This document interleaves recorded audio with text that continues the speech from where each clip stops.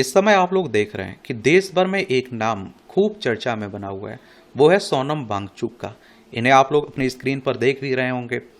ये आप देखिए, इनकी पत्नी है गीतांजलि। तो इनके बारे में एक सामान्य जानकारी हम लोग देख लेते हैं। और ये लद्दाख से संबंध रखते हैं और जम्मू कश्मीर से 370-35 से हटने के बाद दो भागों में बांट दिया गया ना। लद्दाख और जम्मू कश्मीर दोनों केंद्र शासित प्रदेश हैं।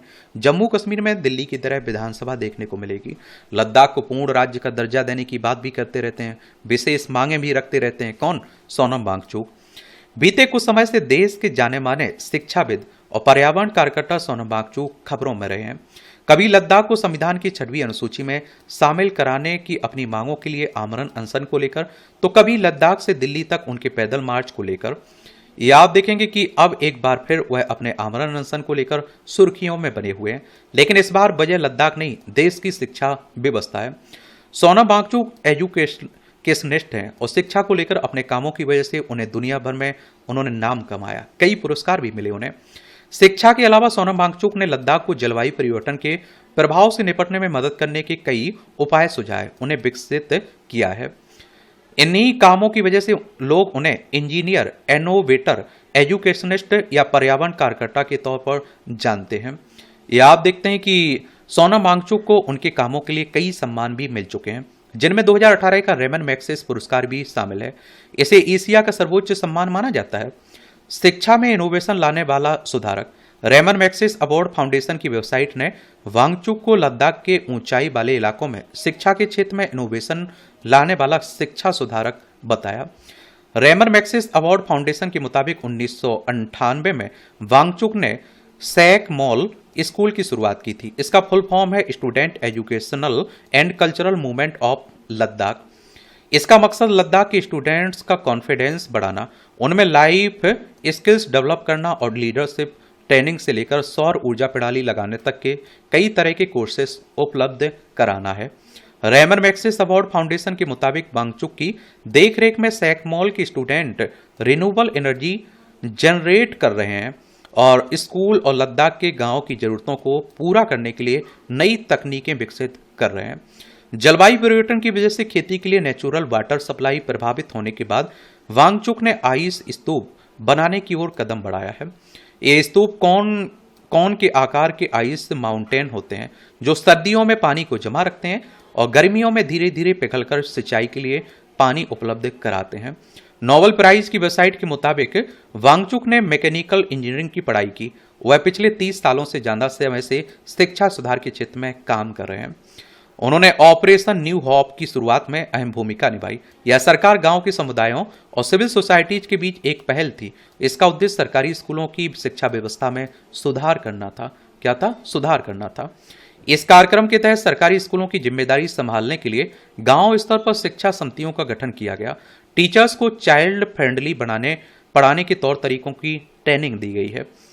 और आप देखेंगे, और स्थानीय स्तर पर आधारित बच्चों के सिलेबस की किताबों को फिर से तैयार किया गया है।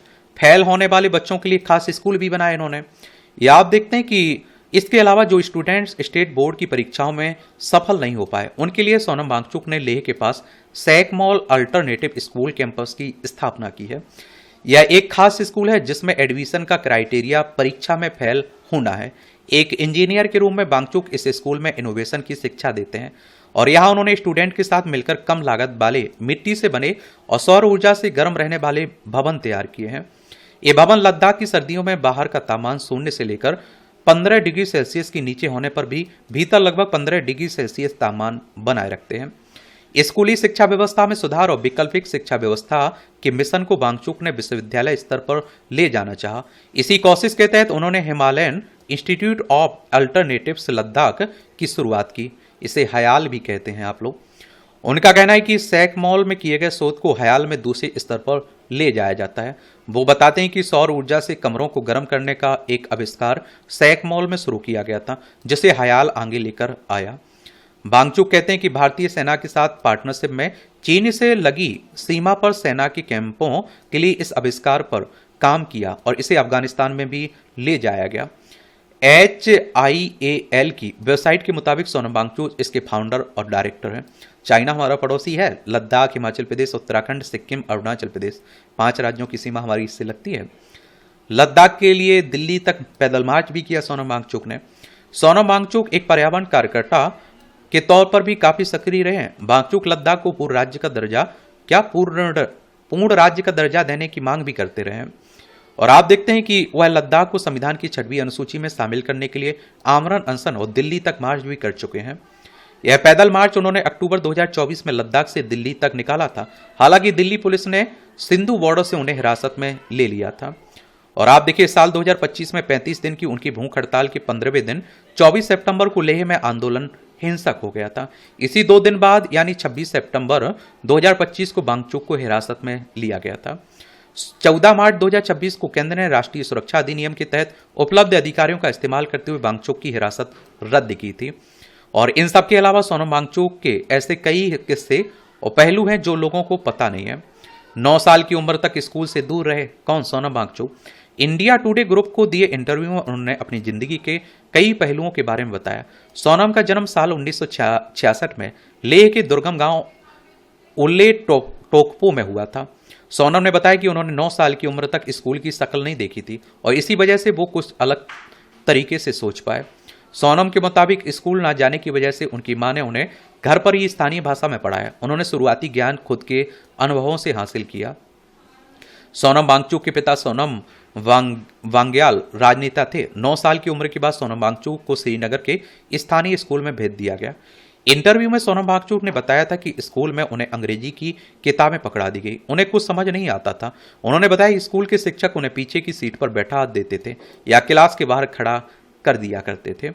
सोनम ने इंटरव्यू में बताया कि इस उत्पीड़न से तंग आकर 12 साल की उम्र में वो लद्दाख के स्टूडेंट्स के लिए विशेष केंद्रीय विद्यालय में दाखिला लेने के लिए अकेले बस से दिल्ली आ गए। उन्होंने बताया कि वहां पर बच्चों की बहुत भीड़ थी। उन्हें कई दिनों से कैंपस में दाखिले का इंतजार करना पड़ रहा था। सोनम वांगचुक ये सब देखकर सीधे स्कूल में प्रिंसिपल के रूम में चले गए और उनसे दाखिला देने को कहा। प्रिंसिपल ने उनके इस जुझारूपन से खुश हुए और उन्हें दाखिला दे दिया। इंजीनियरिंग के लिए खुद पैसे जुटाए उन्होंने। ये आप देखिए, इसके बाद सोनम वांगचुक ने इंजीनियरिंग की तैयारी की और श्रीनगर के रीजनल इंजीनियरिंग कॉलेज वर्तमान में NIT में लिखित परीक्षा पास करके इंटरव्यू देने गए। सोनम वांगचुक कहते हैं कि इंटरव्यू के दौरान प्रिंसिपल ने जब उनके पिता का नाम देखा तो उनसे पूछा कि उनके पिता क्या करते हैं, तो उन्होंने कहा कि वो पेशे से किसान है। हालांकि उस समय सोनम के पिता जम्मू कश्मीर में मंत्री थे। सोनम का कहना था कि उन्होंने जब बीटेक का 1 साल पूरा किया तो वो मैकेनिकल इंजीनियरिंग करना चाहते थे क्योंकि उनकी ऑप्टिक्स में दिलचस्पी थी।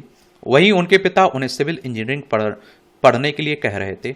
उन्होंने मैकेनिकल इंजीनियरिंग की पढ़ाई को चुना तो उनके पिता ने उन्हें पढ़ाई का खर्चा देने से मना कर दिया, जिसके बाद अपने खर्चे पूरे करने के लिए उन्होंने स्कूली बच्चों के लिए कोचिंग की शुरुआत की।